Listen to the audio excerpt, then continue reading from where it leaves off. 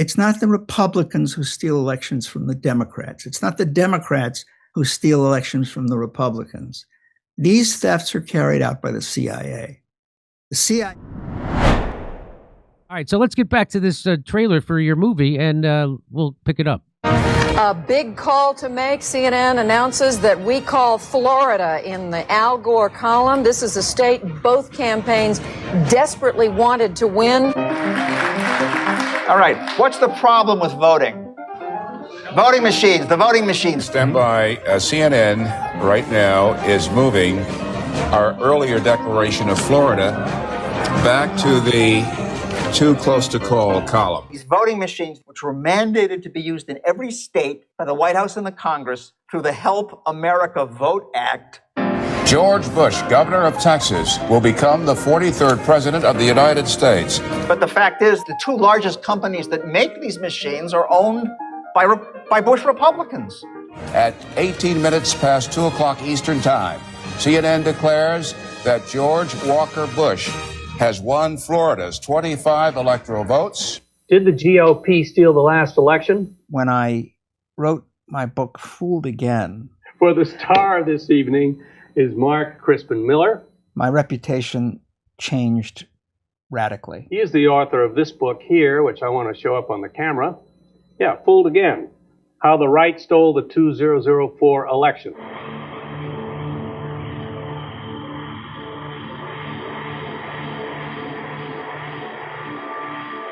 When he tried to write about election theft, nobody wanted to hear it. And Harper's accepted an article with great trepidation and a lot of fact-checking. The left press attacked me as a conspiracy theorist. You're throwing conspiracy theorist around whenever someone says, was the election stolen? We've had election fraud in the United States for a very long time, and both parties have committed it.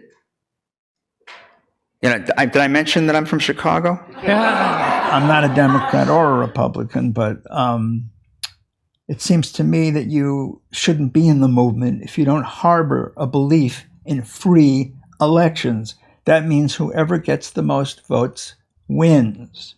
There are thousands of people here. They're carrying all kinds of signs. Hail to the thief is what many of the signs read, the day that democracy's died. A lot of different sentiments being represented here. A lot of very angry people gathered. Most are ordinary citizens who believe Trump's lie that the election was stolen. Out of the frying pan into the fire. Just as I believe that free speech is not just for people who want it for themselves only, right? But who think that everybody has a right to free speech. An NYU professor who teaches a... Okay, so we'll get to that's the next part. So I just want to talk to you about the stolen elections. Right. So you know, Michael Moore actually did touch on this in one of his movies. I think it was Fahrenheit 11/9. I think maybe was whatever that movie was. He talked about how nobody would stand up for the shenanigans they did in Florida to throw that election for George Bush, and then again in 2004 it was you and I think RFK Jr. And then it happened in 2020, and they did the same thing to the people who were saying that was a stolen election. In fact, it was even worse. They put those people in jail, and you got your YouTube channel taken down if you even questioned the integrity of the 2020 election.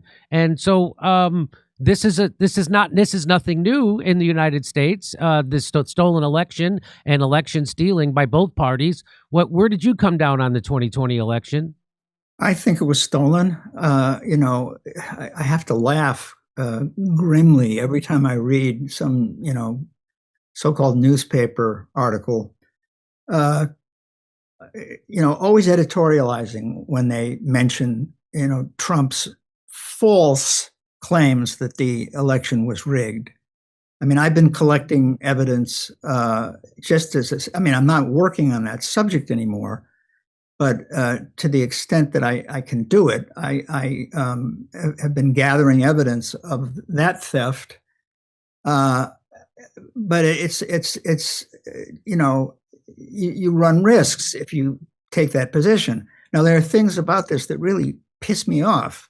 Back in the, Bush-Cheney years, there was a small but, fairly dedicated movement for fair and free elections.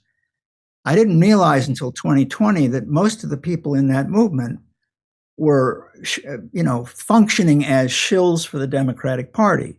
Their concern about Bush-Cheney's 2 selections, George Carlin always referred to Bush as Governor Bush. He refused to call him president because he was, not elected either time, right? So these people in the election integrity movement were MIA when it came to Trump because they hate Trump so much, right? I'm sorry, that's not their call, right? It's the electorate's call. And, just as my former fellow activists piss me off because of their failure to honor their principles when, the other side is crying foul, right-wingers who engage in work on that election, have nothing to say about Bush-Cheney's thefts, or I should say the thefts of the elections for Bush-Cheney, all right? I'm going to tell you something now that I did not know when I wrote my book on the 2004 election, and when I edited another book in 2008 called Loser Take All, which included essays by all my comrades in that movement. These people on the right, they say with vehemence that it's Democrats steal elections and not Republicans. Okay, so as far as they're concerned, Bush-Cheney really legitimately won, and there's no way you can make that claim. They stole it, or I should say again, it was stolen for them, right? Just as 2020 was stolen for the Democrats. Okay, I mean, if you want to, see heads explode, tell these people on the right that, I was trained in election forensics. This isn't just me talking out through my hat. The forensics of the 2016 election make pretty clear that Trump actually won that election. I'm sorry, I'm confusing myself. He actually lost that election. Hillary Clinton actually won it. There were 4 states where the unadjusted exit poll results were completely out of whack with the official count. Okay, that's a sure sign of theft. Okay, now who's doing this? All right, I've qualified myself a couple of times here by saying the elections were stolen for the parties, right? There's a book I want to strongly recommend. It's called Vote Scam by Peter Collier and Kenneth Collier. I brought it back into print in my Forbidden Bookshelf series, which is one of my many adventures in, saying risky things. These are books that should be in print and had slipped out of print or had been killed deliberately at birth. And I did 27 of these books, and one of them was Vote Scam. So you can go online, you can go to Amazon or wherever, and you can get a copy. These 2 brothers made a pretty shocking discovery. One of them ran for a House seat in Florida, and he actually ran against a Democrat, Claude Pepper. He used to be called by red baiters Red Pepper, okay? He ran against him, and his loss was greater than it should have been. So they started doing research, and they discovered that there were visuals of the theft. They had video of these clerks fixing the vote. Most of that book, Jimmy, is about their abortive efforts over years and years to get the media to cover what they'd found in the 70s. Okay? Now, things got pretty dangerous for them. They had a friend who actually started a newspaper which would be devoted to the issue of election theft. Somebody took a shot at this guy as he was getting out of his car and going into his house. Their last chapter is entirely convincing. It's not the Republicans who steal elections from the Democrats. It's not the Democrats who steal elections from the Republicans. These thefts are carried out by the CIA. The CIA, which has been, fixing elections all over the world since 1948, when they fixed the election in Italy. I mean, they have a long and hideous track record of fixing elections, in the name of democracy. Right. And why wouldn't they do it here? Now, why would they put Trump in office? But why would they put Trump in office in 2016 and then take him out of office in 2020? Yeah, well, I mean, one of the main things that these players are up to is division. Right. Okay, division, and they got what they wanted. The country has never been more divided. Correct. We're on the brink of civil war. So oftentimes these propaganda deeds have several purposes, and that's always one, is to create discord and mutual hatred. But also, okay, let me answer the question about Trump by going back to Bush Cheney. Why did they put them in power? In furtherance of what? In furtherance of the war on terror. That's what that was about. They were prepared. They were in the loop. They were ready for the war on terror. We lost the communists as an enemy in the early 90s. And so the CIA and the military-industrial complex desperately needed a new enemy. And so, a star was born. That is, the radical jihadists were born.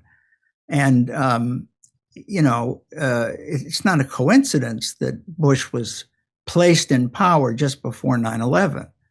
And the media, they had been making fun of him. You may remember this. Yes, there was a sitcom called That's My Bush. Yes. In the summer of 2001.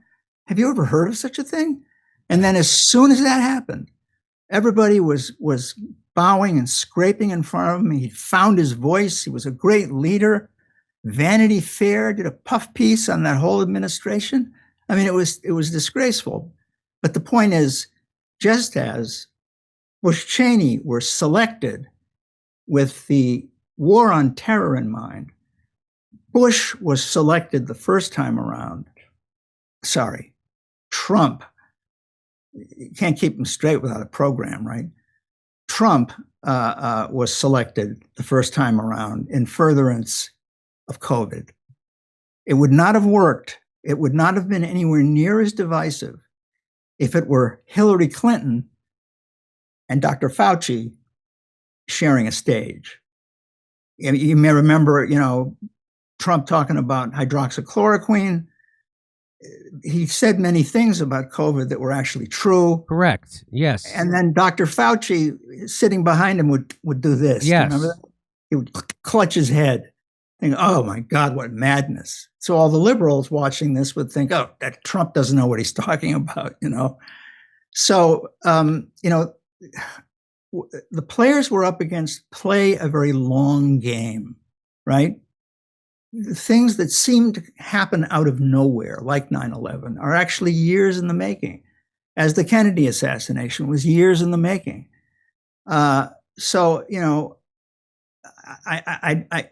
Here's a fun fact. Do you know when electronic vote counting started, Jimmy? Do you know when it began? No. I didn't know this. I learned it from VoteScam. It was in 1964. Wow. Does that sound interesting? Yeah. This was something they did. They did several things to make sure that the electorate would not make that mistake again. They did not want another John F. Kennedy in the White House, and we have not had anything like that since. So ever since John F. Kennedy, every president we've had has been cleared first and given the seal of approval by the deep state, and that's what. Absolutely. Yes, absolutely. From of course Nixon, but certainly Jimmy Carter, Ronald Reagan, George Bush was the head of the CIA. So and it just goes on from there. Let me mention that all three of Barack Obama's parents, his natural parents and his stepfather, they were all involved with the CIA. And that's why he came out of nowhere, as everybody says, right? I'm from Illinois, so I remember, who is this guy, right? He came out of nowhere. And, the people at the schools he's supposed to have gone to couldn't remember him. Very strange. He's kind of a Manchurian candidate, but for the CIA, not for Red China. So, all right. So now let's. I don't want to spend too much time on this, but so you say it was that the CIA installing Trump in 2016 was connected to them wanting to do the COVID pandemic, which they were deeply involved in, and but I also think that they had it in the chamber. They wanted to go to war with Russia through Ukraine, and they had been ramping up for this for a while. In fact, they did the coup, the Maidan coup. I think that was in 2014. And so they knew that if they could also slander Donald Trump with Russiagate, and so they could build up people's thirst again, because people didn't hate Russia at that time, and they could build up people's hatred and hunger for war with Russia via Russiagate and conflating Trump with Russia, which was a complete hoax.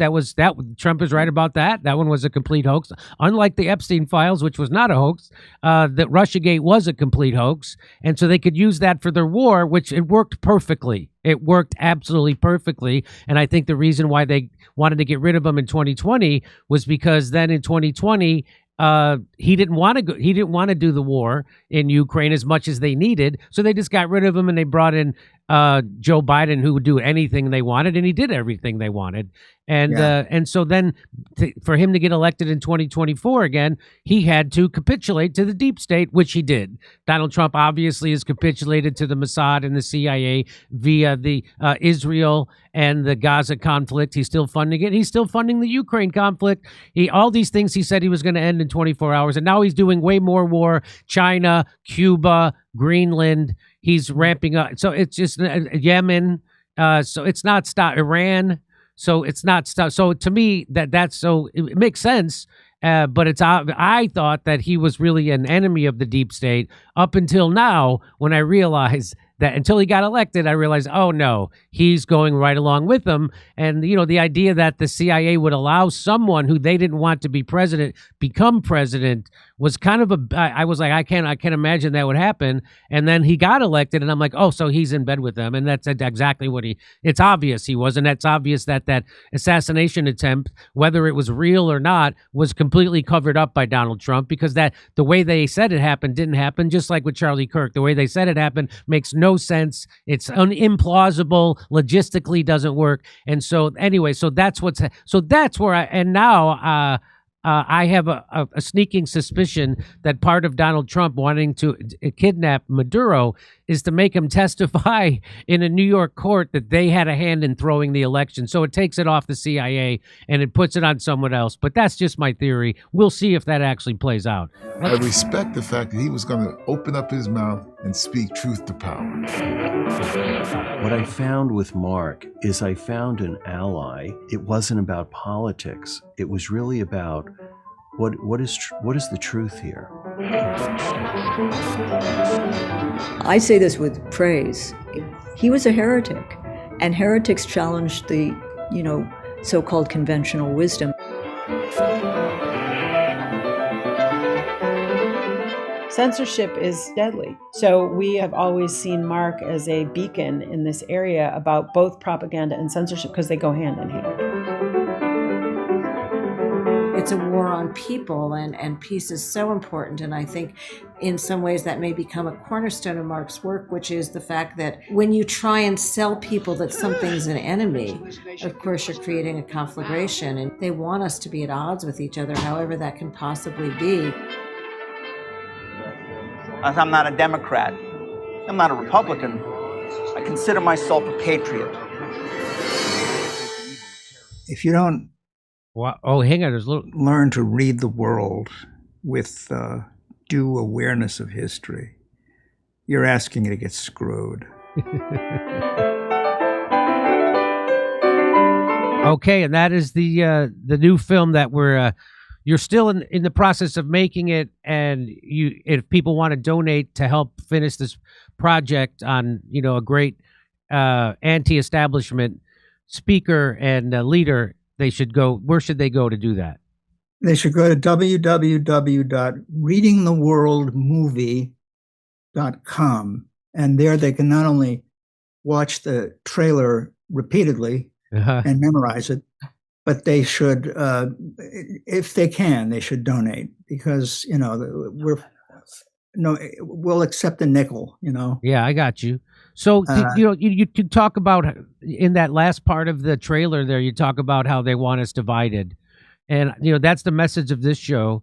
And that was when Trump got elected the first time. That was the perfect thing to divide everybody. Oh, if you voted for Trump, then you're not supposed to have even if your family members voted for Trump, you're not supposed to have them over for dinner. You're not supposed to have them over for Thanksgiving or Christmas. And then it kept going. And then with COVID, it's like, hey, if they're not vaccinated, you can't come over. They can't meet the grandparents. If they're not vaccinated, they can't see their grandkids, or vice versa. And people were dying alone, and it made people, instead of being angry at the people who invented COVID, which it was invented by Dr. Fauci and the CIA, it was literally invented in a laboratory. People still aren't angry at those people who invented the COVID virus. They're still angry at the people who wouldn't go along with the unscientific propaganda surrounding it, meaning masks, vaccines that didn't stop COVID transmission or contraction, and lockdowns, which did nothing at all. In fact, had a negative efficacy, it caused more death than that would have been if we didn't. So still to this day, so they have us still divided, perfectly divided as a country, and the oldest game in the book is divide and conquer. And so I've always tried to tell people, your enemy is not your neighbor. Even if your neighbor's a Republican or a Democrat, your neighbor is suffering under the same oppressive oligarchy as you are. And the reason they want you to hate your neighbor is because if you're fighting your neighbor, then you can't come together to oppose the oligarchy, which is the only thing that actually going to save our country right now, because we're in a death spiral. We're in a debt spiral. We're in a military-industrial complex spiral, and our dollar is going to be devalued very soon, because it's not going to be the reserve currency of the world, and then we're in a shit ton of trouble. And so I'm trying to tell people to come together. Quit looking at your neighbor. It's not your neighbor. It's not even the politicians. It's the people controlling the politicians. And who are those people? Those are the people who will go to Davos and the WEF. Those are the real people who really control the world. The billionaire class, the Bill Gates, the Jeff Bezos, the people who run BlackRock, the people who run Vanguard and State Street. Those are the people who really pull the strings in the world. The military, people like Elon Musk, the military-industrial those are the people really pulling the strings. Well, I'll leave it however you want to. So that was nice that you put that in the trailer. Don't let them divide and conquer us, because I think that's the biggest thing that people have to get over. What do you say? I couldn't say it better than you did. I appreciate it.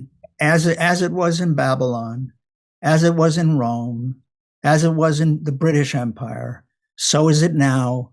You prevail by dividing the people. That's what you do. You get them fighting one another instead of fighting the true authors of their suffering, right?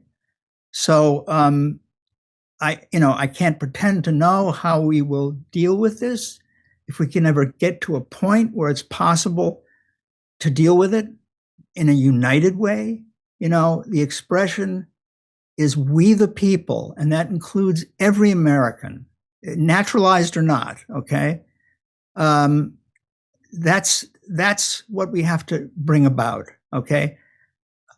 I want to add that, one of our interviewees said that peace is so important, and that, ultimately my work is about peace, right? Just as it was behind everything that JFK did and that got him killed, right? So I want to know when I'm going to get my goddamn Nobel Peace Prize. Do you have any idea? Do you have any pull? I have a little. I'll see what I can do. I'll make a phone call. Bless you. But I'll have to use someone else's phone because the Mossad put Pegasus on my phone, so I don't want them to. Oh, they did. They did. Yes, that happened for sure. You sure it wasn't Chomsky? Maybe it was. I don't know. They got into my iCloud account. They got into my computer. They got my phone. They got everything. What are you gonna do? It's all a hoax. It's not real. Anyway, everybody, I really appreciate you spending. I wish I had more time to talk with you. It's always great to talk with you. Mark Crispin Miller, the new movie, you can check out the trailer. It's at readingtheworldmovie.com. Readingtheworldmovie.com. Go check it out and support Mark's great work. I appreciate it. Mark, thank you. So, your Substack is also at Mark Crispin Miller 1. So Substack.com at Mark Crispin Miller 1. Everybody could check that out as well. Anything else? It's actually called News from Underground. News from Underground. That's your Substack. Fantastic. Yeah. Okay, Mark, I really appreciate you coming on. Thanks for sticking your chin out, doing the right thing, having the courage you have. Very few people have that, and it's always nice to talk to you. Same here. Thanks for having me. Come see me on tour. I'll be in Lansing, Milwaukee, Albuquerque, Houston, Dallas, Salt Lake City, Las Vegas. Go to jimmydore.com for a link for tickets. If you go anywhere else, you're going to pay more.